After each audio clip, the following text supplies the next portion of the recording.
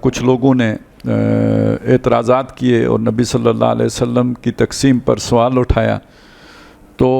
اس پر آپ صلی اللہ علیہ وسلم نے اس مسئلے کو جس طرح جو ہے نا وہ ہینڈل کیا، اور وہ ہم نے پڑھ لیا تھا۔ لیکن اس میں ایک چیز نہیں آئی، وہ میرے خیال آیا کہ میں آپ کے علم میں لے آؤں، کہ جہاں اور بہت سی باتیں ہوئیں جن کا یہاں پہ ذکر آیا ہے، اور حضور صلی اللہ علیہ وسلم نے پھر اس کو یوں کیا کہ کیا تمہیں یہ پسند نہیں کہ لوگ اونٹ لے کے جائیں اور بیڑیں اور بکریاں لے کے جائیں اور تم محمد رسول اللہ کو لے کے جاؤ، تو وہ چیز تو وہاں پہ اس سے کلیئر ہو گئی۔ لیکن اس کے ذیل میں ایک واقعہ ہے، وہ بہت اہم ہے۔ ایک شخص تھا جس نے کھڑے ہو کے حضور سے سیدھا منہ در منہ یہ بات کہی کہ اے دل یا محمد، اے محمد صلی اللہ علیہ وسلم عدل کیجئے۔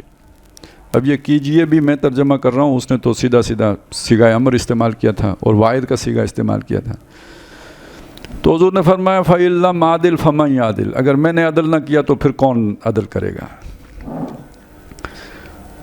اور یہ جو اس کا گستاخانہ انداز تھا، اس پہ بعض صحابہ بہت طیش میں بھی آئے اور انہوں نے اجازت بھی چاہی کہ اس کا سر قلم کر دیا جائے، تو حضرت نبی صلی اللہ علیہ وسلم نے منع فرمایا۔ اور اس کے بعد بہت اہم بات ہے، انہوں نے بتایا کہ اس کی نسل سے قیامت تک ایسے لوگ پیدا ہوتے رہیں گے کہ جو یہی طرز عمل اختیار کریں گے، جن کا معاملہ اسی طرح کا رہے گا۔ تو یہ جو اب یہ تھوڑی سی بات متنازع سی ہو جائے گی، لیکن میں سمجھانے کے لیے عرض کر رہا ہوں۔ یہ ہمارے ہاں جو ایک بریلوی مکتب فکر ہے،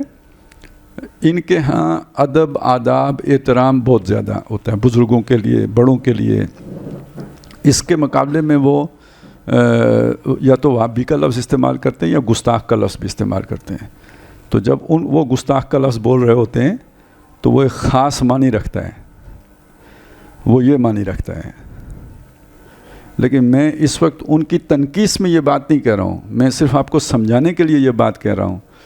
کہ دین کے معاملے میں اپنے بڑوں کے ساتھ رویہ رکھنے میں بریلویوں کا طرز عمل سب سے بہترین ہے، بلکہ اس میں کچھ مبالغہ ہو گیا ہے کہ وہ اس کو بالکل ہی تنقید نہیں کرنا۔ کہنے کا مطلب یہ ہے کہ بڑے کو بڑا سمجھنا یہ ضروری بات ہے، باقی جو سچ ہے وہ آدمی کو کہنا چاہیے، لیکن اچھے طریقے سے کہنی چاہیے۔ وہ ادب کا یہ مطلب نہیں ہے کہ آپ تنقید نہ کریں، ادب کا یہ مطلب نہیں ہے کہ آپ سچ نہ کہیں، ادب کا یہ مطلب نہیں ہے کہ آپ جو ہے نا بالکل ہی اس کو معصوم بنا دیں، یہ مطلب ادب کا نہیں ہے۔ اگر کوئی یہ مطلب لے تو پھر مبالغہ ہے، پھر غلو ہے۔ لیکن سچ بولنے کا یہ مطلب نہیں ہے کہ بندہ گستاخ ہو جائے، حد ادب آدمی کراس کر دے، بس یہ ایک بیلنس کی اس میں ضرورت ہوتی ہے۔ اچھا، ان کی بات کس حد تک صحیح بھی ہے، دیکھیں ایک مزاج ہوتا ہے گستاخانہ، یہ ہمارا آج کا نظام تعلیم یہ گستاخانہ مزاج پیدا کرتا ہے، مؤدبانہ یعنی مزاج نہیں بناتا، گستاخانہ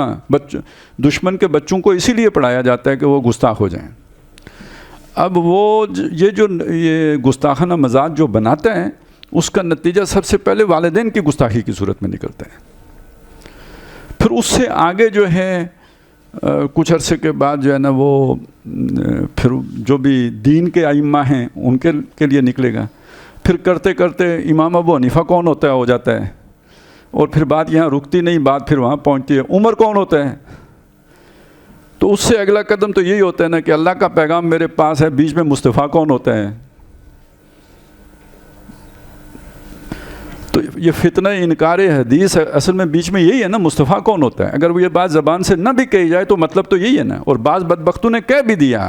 کہ اللہ کا پیغام ہمارے پاس موجود ہے، تو جب آپ کو خط مل گیا تو ڈاکیے کا کیا کام۔ اب اس گستاخی کی آپ کو سمجھ میں آئی ہے نا۔ تو اے دل یا محمد سے جو حضور نے فرمایا کہ اس کی نسل سے ایسے لوگ قیامت تک پیدا ہوتے رہیں گے جن کا رویہ یہی ہوگا۔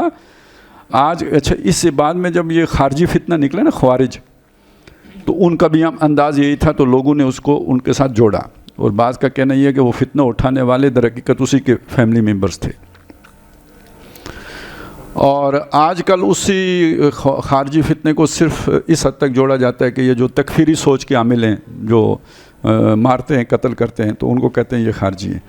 لیکن کیا پرویز مشرف میں نے اس میں نہیں آئے گا جو کسی کو کسی کی خاطر میں ہی نہیں لاتا دین کے بڑے سے بڑے کو، تو وہ بھی تو خارجی فتنہ ہی ہے نا، پھر وہ بھی تو پھر یہی ہے نا. تو ہر وہ شخص جو دین کے معاملات میں یہ گستاخانہ رویہ اختیار کرے وہ پھر اسی ذیل میں آئے گا. آگے وہ تکفیری ہوتا ہے یا نہیں ہوتا، لیکن یہ والا معاملہ یہ سمجھیں ایک مزاج ہے، اور وہ مزاج جس میں بھی ہے. تو بہرحال چلیں، یہ چیز تو یہ ایک ذیلی بات تھی جو ہم سے متعلق تھی، ایک ہدایت کی بات تھی، وہ ہمیں سمجھ لینی چاہیے کہ دین کے معاملے میں احتیاط کرنی چاہیے. یہ وہ چیز تھی جو ڈاکٹر صاحب کہتے تھے یار کہ اگر امام ابو حنیفہ بھی مشرک ہے، مجدد الفسانی بھی مشرک ہے، شاہ ولی اللہ بھی مشرک ہے، تو پیچھے پھر دین رہ کدھر جائے گا کہ جس کو ہم لے کے چلیں گے، وہ موحد کدھر سے ڈھونڈ کے لائیں گے. تو یہ اتنے بڑا جو ہے نا مطلب فتویٰ دینے سے پہلے بندے کو ذرا اپنا قد بھی دیکھ لینا چاہیے کہ میں کتنا ہوں، کس جگہ پہ کھڑا ہوں. چلیں اختلاف ہو جانا کسی سے بھی، غیر نبی ہر کسی سے اختلاف ہو سکتا ہے، حضرت عمر رضی اللہ تعالیٰ عنہ سے بھی اختلاف ہو سکتا ہے، لیکن یہ کہ بہرحال اس مقام کو پیش نظر رکھنا بہت ضروری ہوتا ہے.